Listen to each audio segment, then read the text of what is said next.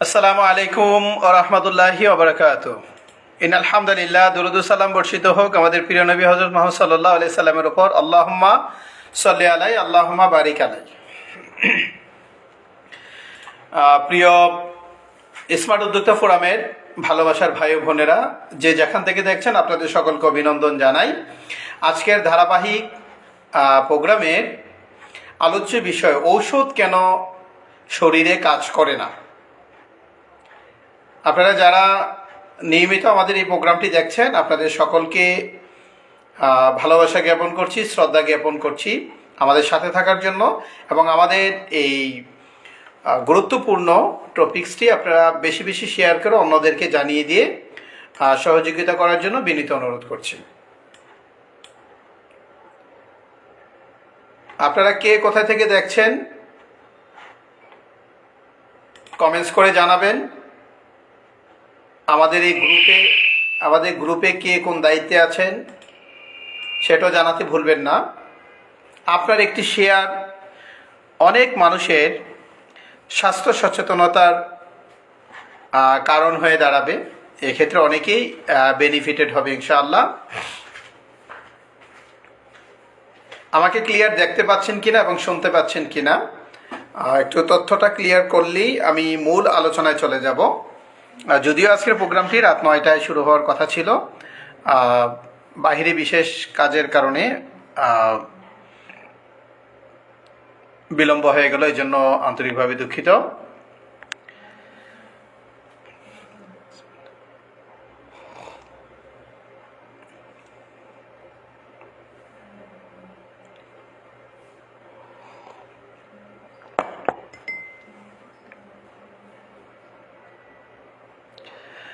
ঔষধ আমাদের শরীরে রোগের পাশাপাশি রোগ যখনই হয় আমরা তখনই কিন্তু ঔষধ গ্রহণ করে থাকি। আর এই ঔষধ যদি বডিতে কাজ না করে, এটা আসলে আমাদের জন্য অনেক কষ্টের কারণ হয়ে দাঁড়ায়। কারণ আপনি রোগে ভুগতেছেন, এমনিতে কষ্টে আছেন, পাশাপাশি যদি শরীরের এই রোগ মুক্তির জন্য আপনি ওষুধ যেগুলো খেলেন এগুলো যদি কাজ না করে, এক্ষেত্রে কিন্তু রোগের প্রকোপটা বেড়ে যেতে পারে এবং এই রোগের যে কষ্ট, সেই কষ্টটা কিন্তু আপনাকে আরও বেশি সমস্যা তৈরি করে দেবে। সুতরাং নিরাপদ থাকার জন্য আপনাকে অবশ্যই নিয়ম অনুযায়ী এই ঔষধ সেবন করা উচিত।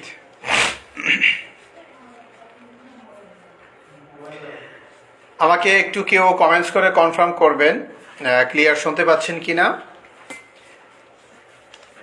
আমি ওয়ালাইকুম আসসালাম নার্গিস সুলতান আফু, আমাকে ক্লিয়ার শুনতে পাচ্ছেন কিনা এবং দেখতে পাচ্ছেন কিনা। আলহামদুলিল্লাহ নার্গিস আফু, আমি অনেক অনেক ভালো আছি, মহান আল্লাহ দরবারে শুকরিয়া।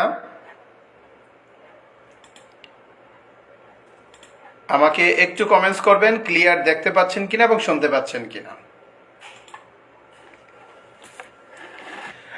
সম্মানিত উদ্যোক্তা ভাই বোনেরা, আমাদের ধারাবাহিক এই প্রোগ্রামটি দেখার জন্য আপনাদেরকে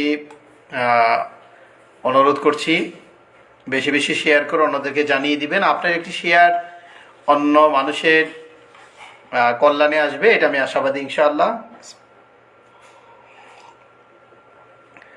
শীতের রাত 9:30 কিন্তু অনেক রাত, আপনাদেরকে এত রাতে প্রোগ্রামে রাখা আসলে খুবই কষ্টকর।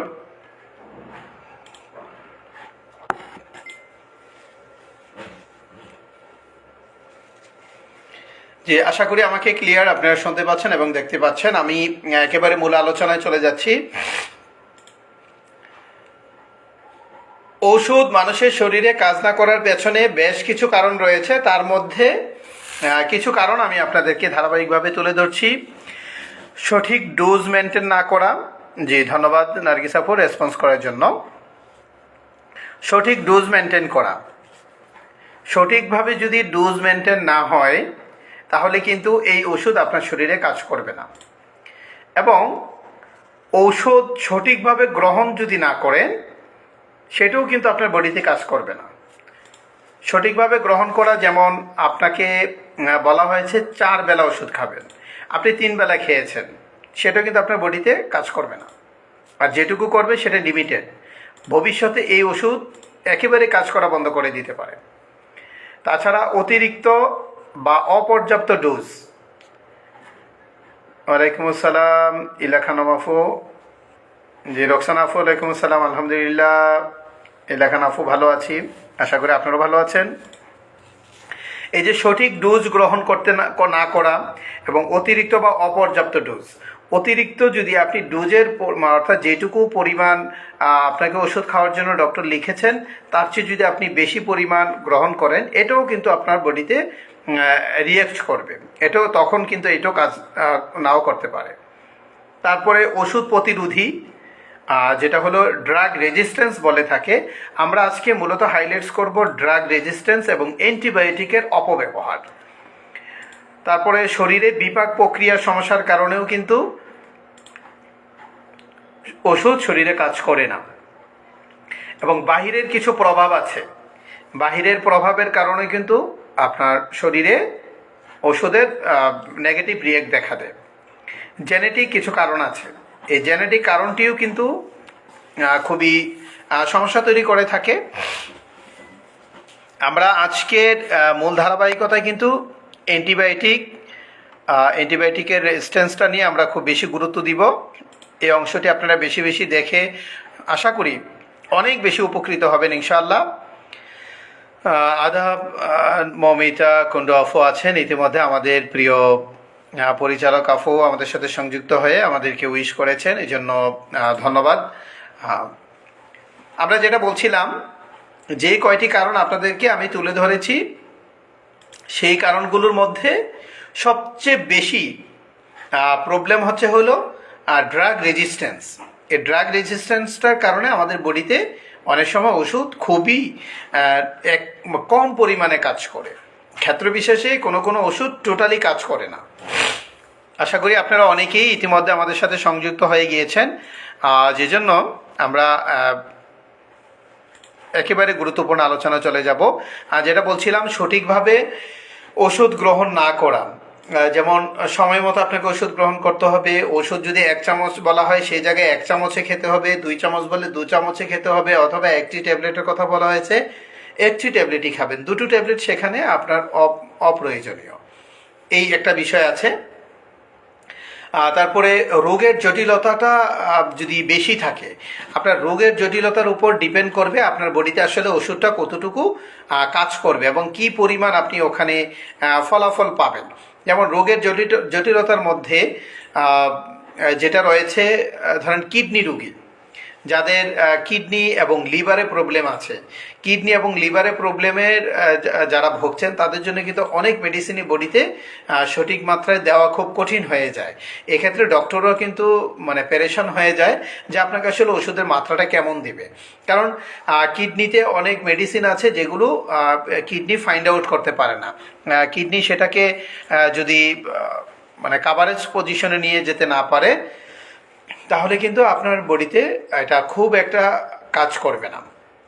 তারপরে শরীরে বিপাক প্রক্রিয়ার যে সমস্যা, যাদের শরীরে ধরেন আপনি খেলেন, ওষুধটা খেলেন, আপনার বডিতে সেটা অ্যাবজর্বেশন হচ্ছে না, অর্থাৎ হজমটা হচ্ছে না।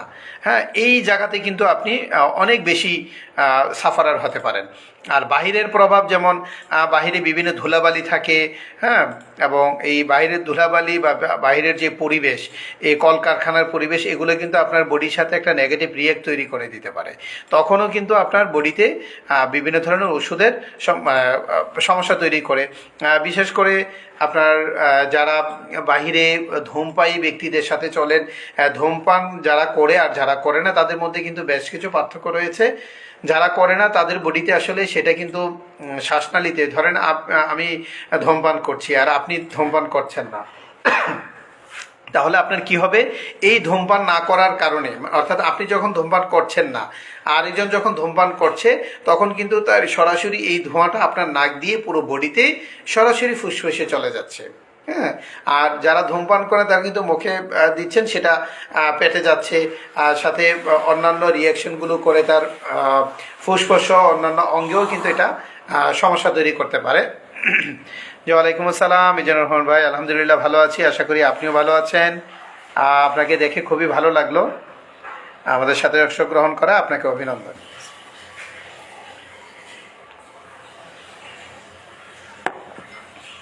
সাথে থাকার জন্য ধন্যবাদ। যেটা বলছিলাম, আবার জেনেটিক কিছু কারণ আছে। জেনেটিক কারণগুলো পারিবারিক বেশ কিছু সমস্যার কারণে বডিতে কিছু রোগ, আসলে তার রোগের যে প্রকোপ থাকে, অর্থাৎ জেনেটিক, যেটা বংশগত বিভিন্ন কারণেও কিন্তু বডিতে ওষুধের মাত্রাটা যাই দেন না কেন সেটা রিসিভ হতে সমস্যা তৈরি করে।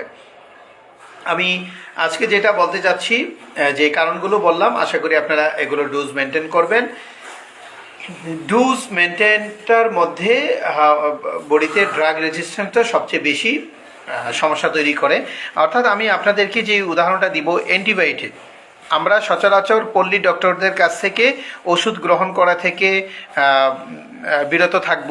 এটার প্রধান একটা কারণ থাকে, পল্লী চিকিৎসকরা অনেকে ভালো আছেন।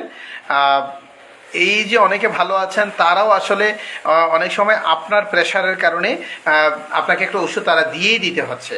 আপনাকে হয়তো বলছে যে আপনি এইভাবে চলেন, ওইভাবে চলেন, যেমন বিভিন্ন পরামর্শের মাধ্যমে কিন্তু ক্ষেত্র বিশেষে রোগ কিন্তু ভালো হয়ে যায় ইনশাল্লাহ। হ্যাঁ, যেমন আপনি ঠান্ডা কাশি, আমার একজন স্যার বলেছিলেন আগামী এমন একটা সময় আসবেন, যিনি আমাদেরকে প্রশিক্ষণ দিতেন, যে ঠান্ডা কাশিতেই মানুষ মারা যাবে। কেন? এর ব্যাখ্যাটা এরকম যে ঠান্ডা কাশি হলে পরেই অনেকে কি করছি, আমরা খুব দ্রুত গিয়ে অ্যান্টিবায়োটিক রিসিভ করছি। বিশেষ করে বাচ্চাদের জন্য অ্যান্টিবায়োটিকটা অনেকেই অ্যাকসেপ্ট করেন। আলহামদুলিল্লাহ, আমি উদাহরণস্বরূপ যদি বলি, আমার ছোট বাবুর বয়স 25 মাস সামথিং, অর্থাৎ 2 বছর প্লাস হয়েছে। সেই বাবুকে তার জন্মের পর থেকে এ পর্যন্ত আমার যেটুকু স্মরণ আছে, মেবি 2 দিন তাকে ওষুধ অ্যান্টিবায়োটিক আমি দিয়েছি। আলহামদুলিল্লাহ, বুঝতে পেরেছেন, 2 বছর প্লাস একটা বাবুর জন্য আমি মাত্র 2 বার, অর্থাৎ 2 সিরিয়াল, মানে 2টি প্রেসক্রিপশনে আমি ওষুধ দিয়েছি। আলহামদুলিল্লাহ, এছাড়া তার অ্যান্টিবায়োটিক একান্ত খুব প্রয়োজন ছিল বিধায় আমি 2 বার সম্ভাব্য, যেটা মনে পড়ে, একবার 100%, আরেকবার একটা একটু কনফিউশন আছে। এই যে ওষুধ যেগুলো দিয়েছে, তার খুব শ্বাসকষ্টের একটু প্রবলেম ছিল। এটা আলহামদুলিল্লাহ, আমি যেহেতু মাশরুম প্রেমী, মাশরুম এবং রোজেলা এই টাইপের খাদ্য উপাদান, কালোজিরা তেল, মধু, এগুলো সেবন করিয়েছি। আলহামদুলিল্লাহ, সে অনেকটা ভালো ছিল। ইনহেলার, অর্থাৎ এই যে নেবুলাইজিংটা আমরা করেছি, তখনও কিন্তু অ্যান্টিবায়োটিক ডক্টরও দেয়নি। সিভিয়ার পজিশনে যাওয়ার পরে একবার দিয়েছিলেন, সেটা আমি খেয়েছিলাম এবং খুব টাইম মেনটেন করে খেয়েছি। আলহামদুলিল্লাহ, আমার বাবুটা ভালো আছে। পরে আরেকবার হয়তো দিয়েছিল, সেটি খাওয়াইছিলাম কিনা ঠিক মনে নেই, এই জন্য একটা কনফিউশন। যেটা আপনাদেরকে বলতে চাচ্ছি, ঠান্ডা কাশি হলে বাচ্চাদেরকে সরাসরি যারা দুধ পান করে, এই বাবুদেরকে মায়ের দুধ খাওয়াবেন বেশি করে, এবং এই বাচ্চাদেরকে মধু, কালোজিরা তেল মিক্স করে যদি খাওয়ান, সে খুব উপকৃত হবে। এবং বউকে আমরা দেখেছি, মা দাদুরা আগেকার সময়ে রসুন, চামচে করে রসুন মানে আগুনে জাল, মানে পুড়িয়ে নিতেন একটু, সেই যে রসুনটা, অর্থাৎ রসুন মিশ্রিত যে তেল, এই তেলটা বাচ্চাদের বুকে এবং শরীরে মেখে দিতেন। এই যে মেখে দেওয়াটা, এটা কিন্তু খুবই বেনিফিটেড। একজন আমার ছোট বাবু, আমার এই ছেলেটির বয়স এখন প্রায় 14 প্লাস, ক্লাস 9ম শ্রেণীতে পড়ছে, আগামীতে ক্লাস 10-এ উঠবেন, এরকম বয়সী। তার 8-9 বছর, 7-8 বছর বা 9 বছরের মধ্যে তার বেশ কিছু শারীরিক কমপ্লিকেশন ছিল, ঠান্ডা কাশিটা তার লেগেই থাকতো। এই জন্য কুমিল্লা মেডিকেল কলেজের একজন সিনিয়র ডক্টর আছেন, স্যারের কাছ থেকে আমি প্রেসক্রিপশন করেছি। তিনিও বলেছিলেন যে একটু শরীরে যেন এই তেল মেখে দিই। আলহামদুলিল্লাহ, এটা আসলে ডক্টরও মানেন, কিন্তু অনেক সময় আমরা ডক্টরদের প্রেসক্রিপশনটাকে বা ডক্টরের এই কথাগুলোকে আমরা পছন্দ করি না, আর যে জন্য কি হয়, ডক্টররা মেডিসিন লিখতে আসলে বাধ্য হয়ে যান। হ্যাঁ, এটা একটা বিষয় আছে। আর এখন সচরাচর আমরা যদি কোনো ডক্টরের কাছে যাই, ডক্টর যে মেডিসিনটা দেয় সেই মেডিসিনটা যদি খুব দ্রুত কাজ না করে, আমরা কিন্তু এই ডক্টর চেঞ্জ করে আরেক ডক্টরের কাছে চলে যাই। এতেও কিন্তু আমাদের জন্য সমস্যার কারণ হয়। যে আদাব বিধান দেবনাথ ভাই, আপনাকে অভিনন্দন।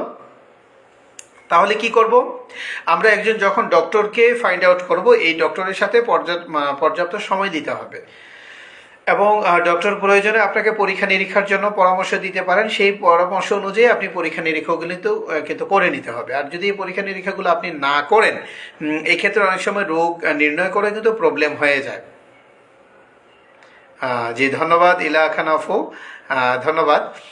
যেটা বলছিলাম, এই যে মানে পূর্বকালীন, অর্থাৎ আমাদের পূর্বপুরুষেরা, মা দাদুরা যেভাবে আমাদেরকে সেবা যত্ন দিতেন, কিছু টোটকা চিকিৎসা আছে যেগুলো পালন করা যায়, আবার কিছু আছে যেটা মানে কুসংস্কার, সেগুলো থেকে আমরা দূরে থাকবো। ডিরেক্টলি আমার পরামর্শ হলো ডক্টরের কাছে যাবেন, ডক্টর যে অনুযায়ী পরীক্ষা নিরীক্ষাগুলোর কথা বলবেন সেগুলো করার চেষ্টা করবেন। তবে এখন কিছু ডক্টর আছে যারা আসলে অনেস্ট না, তাদেরই অনেস্টিতে কিছু প্রবলেম আছে। তারা আসলে নিজেরা মানে সৎ না থেকে তারা কি করেন, সরাসরি পরীক্ষা নিরীক্ষার জন্য আসলে প্রফেশনালি তিনি লিখে দিচ্ছেন। একজন রুগী গেল, যেমন আমার ক্ষেত্রে আমি যদি বলি, আমার হার্টের প্রবলেমের জন্য একজন ডক্টরের কাছে গিয়েছিলাম। তিনি বড় একজন অধ্যাপক। আমি হার্টে কিছুটা মানে শ্বাসকষ্টের একটা কোনো এক সময়, আজ থেকে 12-13 বছর আগের কথা, দুঃখিত, এই যে 12-13 বছর আগে আমি ডক্টরের কাছে গিয়েছিলাম। আমার একটু মানসিক প্রবলেম হচ্ছিল, বুকে একটু চাপ চাপ অনুভব হয়েছিল। এটা নিয়ে দীর্ঘ সময় আমি ট্রিটমেন্ট গ্রহণ করেছি, কিন্তু সর্বশেষ কর্মচারী হসপিটাল গুলিস্তানে ডক্টর নাসিম স্যার, তিনি জুনিয়র কনসালটেন্ট। আলহামদুলিল্লাহ, তিনি অনেক পরীক্ষা নিরীক্ষা আমাকে, যেহেতু আমি একটা গভর্নমেন্ট জব করি, আমার ওখানে পরীক্ষা নিরীক্ষা করে আমার ওখানে বিল লাগেনি, কোনো টাকা পয়সা লাগেনি, আমি শুধু ওখানে ছিলাম। সরকারিভাবে পরীক্ষা নিরীক্ষা করেছে তিনি, পর্যাপ্ত ইনফরমেশন তিনি কালেক্ট করেছেন, করে তিনি ফাইন্ড আউট করেছেন যে আমার যে বুকের যে ব্যথাটা আছে সেটা হলো মাংসপেশির ব্যথা। তিনি যখন বলেছেন মাংসপেশির ব্যথা, আলহামদুলিল্লাহ আমি সেই সময় থেকে অনেক ভালো আছি।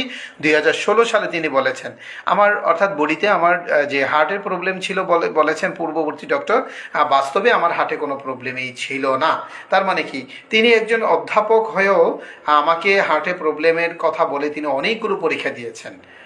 আমি এই পরীক্ষাগুলো ঘটনাক্রমে রাগিব জালালাবাদ মেডিকেল কলেজে আমার একজন স্টুডেন্ট ছিল, তাকে ফাইলগুলো দেখানোর পরে সে তার একজন স্যারকে দেখিয়েছিল। তখন তারা ফাইন্ড আউট করেছে এতগুলো পরীক্ষা তার প্রয়োজনই ছিল না। তার মানে কি, অসৎ ডক্টরের অবস্থান আমাদের সাথে ওতপ্রোতভাবে জড়িত। এই জন্য আপনি জানতে হবে আসলে আপনার প্রবলেমটা কি, আর এই প্রবলেমের সাথে আপনার পরীক্ষাগুলো জরুরি কিনা, এটা আপনি প্রয়োজনে অ্যাজ এ স্বাস্থ্যকর্মী হিসাবে, আপনারা যেহেতু আমার সাথে অ্যাড আছেন, আমাকে নক করলেও ইনশাল্লাহ আমি আপনাদেরকে সাপোর্ট দিব। এক্ষেত্রে আমার ফোন নাম্বারটিতে হোয়াটসঅ্যাপ আছে, এই হোয়াটসঅ্যাপে আপনি আমাকে নক করবেন। হয়তো আমাকে অনলাইনে ফেসবুকে তাৎক্ষণিক রেসপন্সে নাও পেতে পারেন।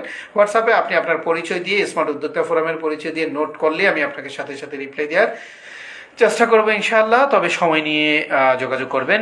01627098285। আমি আবারও বলছি 01627098285। এই নাম্বারে হোয়াটসঅ্যাপ আছে, হোয়াটসঅ্যাপে আপনারা সরাসরি মেসেজ করবেন। যাই হোক, আমি মূল আলোচনা যে সাথে পাশাপাশি কিছু ইনফরমেশন আপনাদেরকে দিয়ে দিলাম। আমি আপনাদেরকে যেটা বলবো, অ্যান্টিবায়োটিক রেজিস্ট্যান্স বা মেডিসিন রেজিস্ট্যান্ট, উদাহরণটা বোমার মতো যদি বলি, ধরেন কোনো যুদ্ধ লেগেছে, অর্থাৎ অ্যান্টিবায়োটিক রেজিস্ট্যান্সটা কি করে, ঔষধের যে প্রতিরোধী পজিশন আছে ব্যাকটেরিয়া এবং ভাইরাসের বিরুদ্ধে আমাদের বডিতে একটা অ্যাকশন এবিলিটি এমনিতেই দাঁড়িয়ে যায়। বডিতে যখন এই কোনো ব্যাকটেরিয়া এবং ভাইরাস আসে তখন বডির ইমিউন যে সিস্টেমটা আছে এই ইমিউনিটিটা অর্থাৎ ইমিউন সিস্টেমটা সে ওখানে ফাইটিং করতে থাকে। যদি সে ফাইটিং করতে গিয়ে ব্যর্থ হয় তখনই আপনি 100% ওই রোগের প্রকোপটা আপনার শরীরে প্রকাশ পেয়েই যায়। এই জন্য কিন্তু আমরা বাহির থেকে এই জীবাণুগুলোকে কন্ট্রোল করার জন্য মেডিসিন গ্রহণ করে থাকি। আর এই মেডিসিনগুলো যদি নির্দিষ্ট টাইমে আমরা গ্রহণ করতে না পারি বা ডোজ মেনটেন করে যদি করতে না পারি তাহলে কিন্তু আমাদের বডিতে অ্যান্টিবায়োটিক রেজিস্ট্যান্স হয়ে যাবে অর্থাৎ ড্রাগ রেজিস্ট্যান্স হয়ে যাবে। আর যদি ড্রাগ রেজিস্ট্যান্স হয়ে যায় পরবর্তীতে এই মেডিসিনটা আপনার বডিতে কাজ না করলে ডক্টর যখন আপনাকে এটার উপর অ্যানালাইজ করবে ও মেডিসিন দিবেন তখন কিন্তু আপনি অসুস্থ হয়ে যাবেন। আমার শাশুড়ির উপর এই আমরা অ্যান্টিবায়োটিক রেজিস্ট্যান্স আপনার একটা পরীক্ষা আছে, এটা সরকারি হসপিটালে পাওয়া যায়, প্রাইভেট হসপিটালও আশা করি পেয়ে যাবেন। এই পরীক্ষাটা করলে পরে আপনি বুঝতে পারবেন আপনার বডিতে কোন কোন মেডিসিন রেজিস্ট্যান্স হয়ে গেছে। এই কপিটা আপনি সাথে নিয়ে যাবেন। যদি কারোর বডিতে কোনো ওষুধ কাজ না করে এক্ষেত্রে বিশেষ করে অ্যান্টিবায়োটিকের উপরেই আমরা অ্যানালাইজিংয়ের জন্য কথা বলে থাকি। অ্যান্টিবায়োটিক এই অ্যানালাইজিংটার কপি আপনি সবসময় হাতে রাখবেন এবং ডক্টরের কাছে যখন যাবেন আপনি এই কপিটি ডিরেক্টলি ডক্টরকে দেখাবেন যে স্যার আমি এই মেডিসিনগুলোর উপর আমার রেজিস্ট্যান্স হয়ে গেছে। তার মানে কি এই রেজিস্ট্যান্সটা যখন কপিটা দেখাবেন ডক্টর এই ওষুধগুলোর বিকল্প আপনাকে ওষুধ দিবে, তখন আপনার ওষুধ কিন্তু খুব ভালো কাজে আসবে।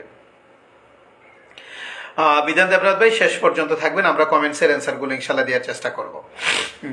আমরা যারা আজকের এই বিষয়ে জানতে চাচ্ছেন আপনারা কমেন্টস করতে থাকেন, আমরা শেষ দিকে আপনাদেরকে ইনফরমেশন দিব। আমি খুব দ্রুত আপনাদেরকে রেজিস্ট্যান্স বিষয়ে কথাগুলো শেষ করে আপনাদের কমেন্টসে চলে যাব। আপনাদের প্রশ্নগুলো নোট করতে থাকেন।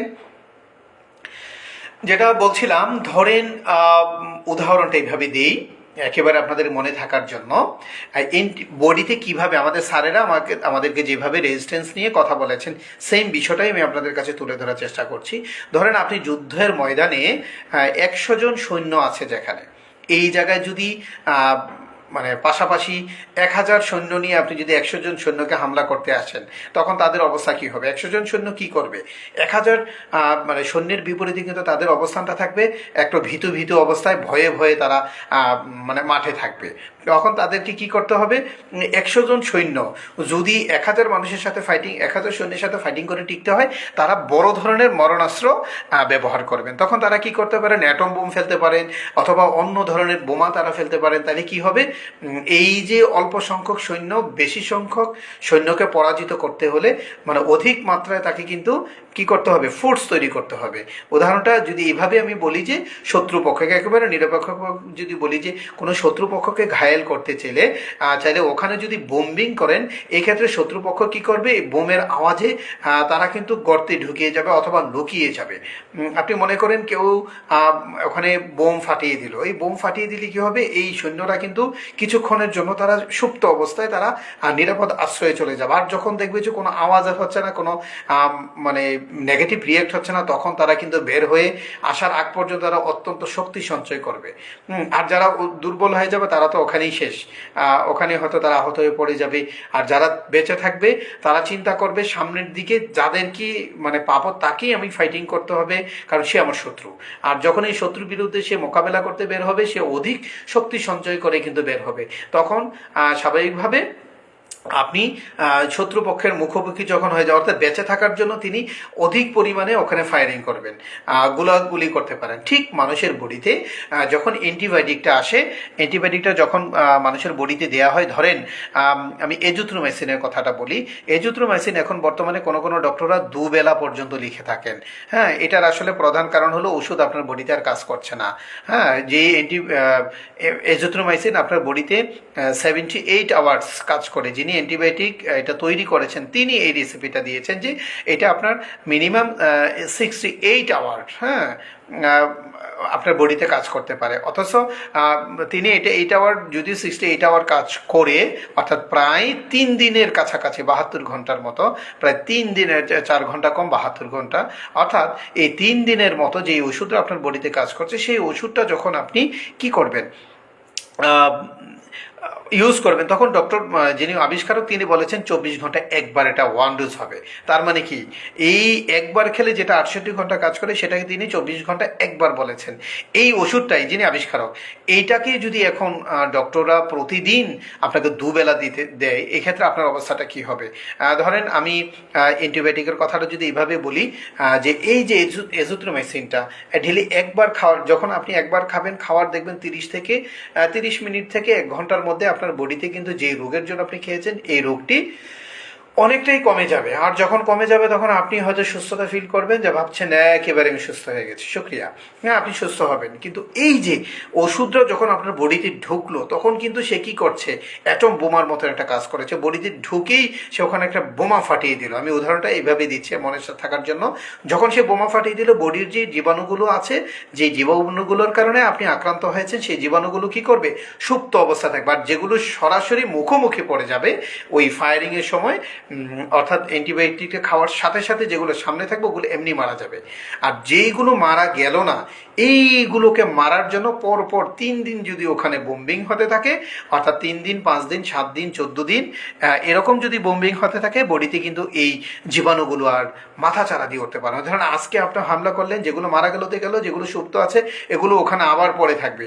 ওরা কিন্তু এই 24 ঘন্টা কিন্তু আর বডিতে মানে কোনো নেগেটিভ রিয়েক্ট করতে পারছে না। ফলে কি হবে, তার অক্সিজেন শর্টেজ হবে, তার খাবারের প্রবলেম হবে, তার আলো স্বল্পতা হবে, ইত্যাদি ইত্যাদি কারণে ওই শত্রুপক্ষ মারা যাবে। অর্থাৎ আপনার জীবাণুগুলো কিন্তু এমনি কাহিল হয়ে দুর্বল হতে হতে, খাবার না খেতে খেতে আপনার বডিতে সে যদি আর কিছু রিসিভ করতে পারছে না, সে ওখানে মারা যাবে। পরের দিন যখন দিবেন সে আরও কাহিল হবে, এরপরের দিন আবার দিবেন, যদিও এর ভিতরে কেউ শক্তিশালী কোনো জীবাণু থাকে, সে আবারও আর মাথা তুলে দাঁড়াতে পারবে না, সে অটোমেটিকলি মারা যাবে। যদি আপনি একদিন খেলেন, পরের দিন খেলেন না, পরের দিন খেলেন না, তখন এই শক্তিগুলো ওরা এত বেশি শক্তি সঞ্চয় করে আপনার বডিতে ইফেক্ট করবে যে আপনি একদিনে তাদেরকে যে তাকে ফোর্স করেছেন এর অধিক পরিমাণ ক্ষতি সে আপনার বডিতে করে দিবে। সুতরাং এই মেডিসিনটি আপনার বডিতে আর সহজে কাজ করবে না। তার মানে কি, আপনি এই মেডিসিনটা যেই যে জীবাণুর বিরুদ্ধে কাজ করবে, সেই জীবাণুগুলো যখন অ্যাক্টিভ হয়ে আপনার বডিতে হামলা করবে, আপনার আদৌ আর মানে সামনের দিকে আগানো মোটেও সম্ভব হবে না। তখন কি হবে, আপনি ওই রোগ থেকে মুক্তি পেলেন না, ওই রোগের প্রকট অনেক বেড়ে যাবে। তখন আবার ডক্টরের কাছে যাবেন, ডক্টর দেখবে যে এইটাতে যেহেতু কাজ করেন, আবার তিনি অন্য একটা মেডিসিন দিবেন, অন্য গ্রুপের দিবেন। তাহলে কি হলো, অন্য গ্রুপের মেডিসিন না নেওয়ার চেয়ে আপনি মেডিসিন রেজিস্ট্যান্স যেটা আছে, এই অ্যান্টিবায়োটিক অ্যানালাইজিং যে পরীক্ষা আছে, সেটা আপনি গিয়ে কোনো প্যাথোলজিকে বললেই হবে যে আমি অ্যান্টিবায়োটিক রেজিস্ট্যান্স পরীক্ষাটা করতে চাই। তখনই কিন্তু তারা আপনাকে এই পরীক্ষাগুলো দিয়ে একটা মানে স্লিপ ধরিয়ে দিবেন। অবশ্যই যেখানে ভালো সোর্স আছে, বিশ্বস্ত সোর্স আছে এবং তাদের রিপোর্টিংয়ের পজিশন ভালো আছে, আমি বলবো প্রাইভেটে যদি যান, ইবনে সিনা অল দ্য বেস্ট আমার কাছে মনে হয়, অথবা পিজি হসপিটাল বা যে কোনো সরকারি মেডিকেল কলেজের পরীক্ষাগুলো আপনারা করতে পারেন, অথবা পরমাণু গবেষণা কেন্দ্রে যে পরীক্ষাগুলো হয় ওখান থেকেও আপনি করে নিতে পারেন। এক্ষেত্রে ভালো রিপোর্ট আপনি পাবেন। আশা করি বিষয়টি আপনারা বুঝতে পেরেছেন। তার মানে নির্দিষ্ট সময়ে নির্দিষ্ট মাত্রায় আপনি ওষুধ খেতে হবে। যেমন আমি ধরেন যাদের একটু চামড়া ছুলে গেল বা কাটা ছেঁড়া হলো, এই ক্ষেত্রে ফ্লুক্লক্সাসিলিন নামক একটা মেডিসিন দিয়ে থাকে। এটার ডোজ হলো 4 বেলা, কোনো কোনো ডক্টর দেখেছি যে 3 বেলা দেয়। এই যে 3 বেলা দেয়, ওই ডক্টরদের সাথে কিন্তু আমরা আসলে তর্ক করে পারবো না, কারণ আমরা একজন আমি আমার জায়গা থেকে যদি বলি, আমি আমি যে পল্লী চিকিৎসক হিসেবে আমি যদি বলে থাকি যে আসলে ওই ডক্টরদের সাথে আমাদের তাদের প্রেসক্রিপশন নিয়ে আমাদের সমালোচনা করার সোর্স নাই, আমাদের নিষেধ আছে। যে জন্য যে 3 বার তিনি লিখলেন, সেটা কিন্তু 4 বার ডোজ। 4 বার যদি সেই ডোজটি মেনটেন না করেন, এই 3 বারের কারণে অর্থাৎ আপনার বডিতে এই ফ্লুক্লক্সাসিলিন খুবই মারাত্মক ক্ষতির কারণ হয়ে দাঁড়াবে। যদিও সাময়িক সময়ে আপনি অনেকটা রিমুভ হবেন, কিন্তু পরবর্তী সেশনগুলোতে আপনার এটা ক্ষতি করবে। এই জন্য ডক্টর যারাই লিখে 2 বেলার মেডিসিন বা 3 বেলার মেডিসিন অল দ্য বেস্ট, আর 1 বেলার মেডিসিন হলে এটা আরও ভালো। হ্যাঁ, এই জন্য আপনারা যখন অ্যান্টিবায়োটিক চিকিৎসকের কাছে যাবেন, ডক্টরকে জিজ্ঞাসা করে নেবেন আপনার এই মেডিসিনে অ্যান্টিবায়োটিক আছে কিনা। যদি অ্যান্টিবায়োটিক থাকে, এক্ষেত্রে আপনি সেই অনুযায়ী পদক্ষেপ নেবেন। আশা করি আপনারা উপকৃত হবেন আজকের এই প্রোগ্রামটি নিয়ে। আর যদি কারোর কোনো কিছু জানা থাকে, আমাকে নক করতে ভুলবেন না। আমি আবারও বলছি, অ্যান্টিবায়োটিক সকাল যদি 6টায় খান, যদি 2 বেলা হয় সকাল 6টায়, সন্ধ্যা 6টায়। যদি 3 বেলা হয়, ধরেন সকাল 6টায়, দুপুর 2টায়, আর রাত 10টায়, এরকম 3 বেলা আপনি 8 ঘন্টা অন্তর অন্তর ভাগ করে খাবেন। যদি 4 বেলা হয় অবশ্যই 6 ঘন্টা পর পর ভাগ করে খাবেন, সেক্ষেত্রে রাত 12টা একবার পড়তে পারে, ভোর 6টা একবার পড়তে পারে, সকাল 6টা, দুপুর 12টা, সন্ধ্যা 6টা, রাত 12টা, এরকম করে আপনি যদি টাইমিং করে খেতে পারেন আপনার বডিতে অবশ্যই অ্যান্টিবায়োটিক রেজিস্ট্যান্স থেকে আপনি বেঁচে যাবেন ইনশাআল্লাহ। ধন্যবাদ আমাদের সাথে থেকে আপনারা সাপোর্ট দেওয়ার জন্য। আমরা যেটা নিচ্ছি, রোকসানা আক্তার আফু লিখেছেন, তার মানে ওষুধের কোর্স পূরণ না করলে সমস্যা। অবশ্যই যে কোনো ধরনের ওষুধের কোর্স আপনাকে পূরণ করতে হবে। আলহামদুলিল্লাহ, আমি দেখতে পাচ্ছি আমার কুমিল্লার খুব গর্ব গোলাম মহিউদ্দিন মাসুদ ভাই, কুমিল্লা জেলা কোঅর্ডিনেটর, ভাইকে কুমিল্লা জেলা প্রতিনিধি, জেলা অ্যাম্বাসেডর যিনি, ভাইকে আমাদের সাথে সংযুক্ত হয়ে কাজ করতে দেখে আমি খুবই ভালো আনন্দ পাচ্ছি। পরিমাপ ঠিক না খেলেও সমস্যা, রাইট? হ্যাঁ রোকসানা আপু, পরিমাণ ঠিক করতে হবে, সময় মতো খেতে হবে, ডোজ পুরোটা মেনটেন করতে হবে। আমরা দেখছি বিষয়টি দারুণভাবে ব্যাখ্যা করলেন ইলা খান আপু, আপনাকে ধন্যবাদ। অনেকে ভুল চিকিৎসার শিকার হয়। যে রোকসানা আপু, ভুল চিকিৎসার কারণে কিন্তু এই প্রবলেমটা হয়। এক্ষেত্রে আমি পরামর্শ দিব পল্লী চিকিৎসকদের কাছ থেকে অ্যান্টিবায়োটিক গ্রহণ না করে নিজেরা কিছু জ্ঞান অর্জন করেন প্রয়োজনে এই স্বাস্থ্য বিষয়ক আমাদের এই কোর্সগুলো সবসময় দেখবেন। আপনারা যারা ভালোবাসার মানুষরা আছেন আমার সাথে নক করবেন, আমি আমার জ্ঞান অনুযায়ী সাধ্যমতো সাপোর্ট দেওয়ার চেষ্টা করব। বিধান দেবনাথ ভাই বলছেন, ভাইয়া ব্যথার ওষুধ কাজ করে না, এর কারণ কি? ব্যথার ওষুধ এটাও আসলে খুব বড় ধরনের প্রবলেম। ব্যথার ওষুধ আপনি কিসের ব্যথার জন্য কি ওষুধ খাবেন, এটা একটা বিষয় আছে। ধরেন আপনি পেট ব্যথার জন্য প্যারাসিটামল খেলে কিন্তু কাজ করবে না। পেট ব্যথার জন্য আপনাকে লাগবে এটা আপনার অন্য টাইপের মেডিসিনগুলো লাগে। আবার আপনার মাথা ব্যথার জন্য নর্মালি, শুধু পেট ব্যথার জন্য অ্যালজিন জাতীয় যে মেডিসিনগুলো আছে, অ্যালজিন একটা কোম্পানির নাম যদিও, এই জাতীয় এই গ্রুপটা আমি এই মুহূর্তে মনে আসছে না, এইটাও কিন্তু ব্যথানাশক। এইটা খাওয়ার জন্য কিন্তু আপনি মানে এইটা আর প্যারাসিটামলের ডিফারেন্ট আছে। হ্যাঁ, আপনি যেমন আইবুপ্রোফেন, এটা যেমন বিশেষ করে অনেকের গলা ফোলার জন্য, গলা ব্যথার জন্য এই আইবুপ্রোফেনটা অনেকে খেয়ে থাকে। হ্যাঁ, তো এই ব্যথার এক এক ওষুধের জন্য, মানে এক এক রোগ ব্যথার জন্য এক এক ধরনের ওষুধ কাজ করে। সুতরাং আপনার যদি ব্যথার ওষুধ কাজ না করে বডিতে, এক্ষেত্রে একটা সিমটম থাকতে পারে, কিডনিতে যদি কারোর কোনো প্রবলেম থাকে, এক্ষেত্রে ব্যথার ওষুধ অনেক সময় তার বডিতে কাজ করে না, কারণ ব্যথার এত তীব্রতা থাকে কিডনি সেটাকে আসলে সাপোর্ট দিতে পারে না। হ্যাঁ, এই ধরনের প্রবলেমও হতে পারে। আশা করি আপনার কিডনি ভালো আছে। হয়তো এই প্রশ্নটি কার জন্য করেছেন সেটা আমি জানি না। যদি এই ধরনের প্রবলেম দীর্ঘদিন থাকে, অবশ্যই একজন মেডিসিন বিশেষজ্ঞ দেখিয়ে আপনি ক্লিয়ারেন্স হতে হবে, নচেত ভবিষ্যতে ক্ষতির সম্ভাবনা রয়েছে। কারণ ব্যথার ওষুধ যদি অধিক পরিমাণে খান আপনার কিডনি নষ্ট হয়ে যাবে। হ্যাঁ, এবং বডিতে চুলকানি হতে পারে। এটা কিন্তু খুব মারাত্মক সমস্যার কারণ। জি ধন্যবাদ। আমরা পরবর্তী ইনফরমেশনে যাচ্ছি। যে যেখান থেকে দেখছেন বেশি বেশি শেয়ার করে অন্যদেরকে জানিয়ে দিবেন। আমরা পরবর্তী কমেন্টস দেখব।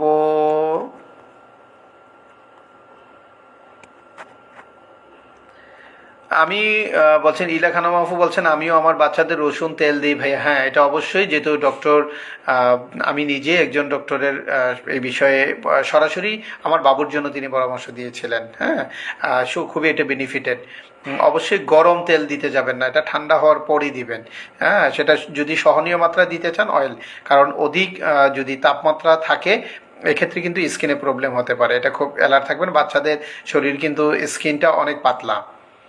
রসুন হালকা ছেঁচে সাথে সরিষা তেল কুসুম গরম করে গলায় লাগাতে হয়, ছোটোবেলা আম্মা করে। হ্যাঁ, এটা হালকা ছেঁচে দিলে রসুন থেকে যেই অ্যান্টিবায়োটিকটা আছে এটাও কিন্তু আপনার বডিতে কাজ করবে। জি নার্গিস সুলতান আফু, সময় উপযোগী একটা আলোচনা। জি ধন্যবাদ এরকম কমেন্টস করার জন্য। রসুনের তেলটা অনেক উপকার, আমি ব্যবহার করি বাচ্চাদের জন্য। রোকসানা আফু অনেক স্বাস্থ্য সচেতন মানুষ, আপনাকে অভিনন্দন। শীতের সময় অনেক বাচ্চা সুস্থ হয়ে পড়ছে, আশা করছি ভিডিওটি। জি ধন্যবাদ ইলা খান আপু, বেশি বেশি শেয়ার করে দিলে অন্যরাও বেনিফিটেড হবেন। আমি যেটা বলছিলাম, শীতের সময় ঠান্ডা কাশির জন্য আপনারা অ্যান্টিবায়োটিক পরিহার করেন, প্রচুর পরিমাণে ভিটামিন সি খাওয়ান এবং আদা আদা এবং বিভিন্ন মশলার সমন্বয়ে চা করে খাওয়াতে পারেন। এটাও কিন্তু বেনিফিটেড হবে। বাচ্চাদেরকে গরম চা খাওয়ানো থেকে বিরত থাকবেন। একেবারে ধোঁয়া উঠছে এরকমের চা আমিও এখন থেকে কিছুটা কম খাওয়ার অভ্যাস করব। যদিও আমার চা খাওয়ার অভ্যাস নেই, এই গরম ধোঁয়া উঠছে এরকমের খাবার আমাদের প্রিয় নবী হযরত মুহাম্মদ সাল্লাল্লাহু আলাইহি সাল্লাম পছন্দ কম করতেন। সুতরাং সেটা নাতিশীতোষ্ণ অথবা ধোঁয়াটা যখন উড়া একদম গরম গরম ধোঁয়া উঠছে, এই ধোঁয়াটা বন্ধ হয়ে যাবে, তখন আমরা খাবো। এটা স্বাস্থ্যের জন্য বেটার। এটা পেটে গিয়ে সহনীয় মাত্রায় অবস্থান করবে। জি ধন্যবাদ। আপনাদের প্রশ্ন উত্তরগুলো হয়তো বা ইতিমধ্যে শেষ হয়ে গিয়েছে। আর কারোর কোনো যদি প্রশ্ন না থাকে আমরা আজকে লাইভ থেকে বিদায় নিব। আমি জানি না আপনাদেরকে এই লাইভটি আমি কেমন উপহার দিতে পেরেছি। আশা করি আপনারা বেনিফিটেড হবেন। আজকের মতো লাইভ থেকে বিদায় নিচ্ছি। যারা দেখছেন আপনাদের সকলকে অভিনন্দন জানাই, ধন্যবাদ জানাই। আসসালামু আলাইকুম ওয়া রাহমাতুল্লাহি ওয়া বারাকাতুহু। জি মিতু আপু, আপনাকে অনেক অনেক ধন্যবাদ।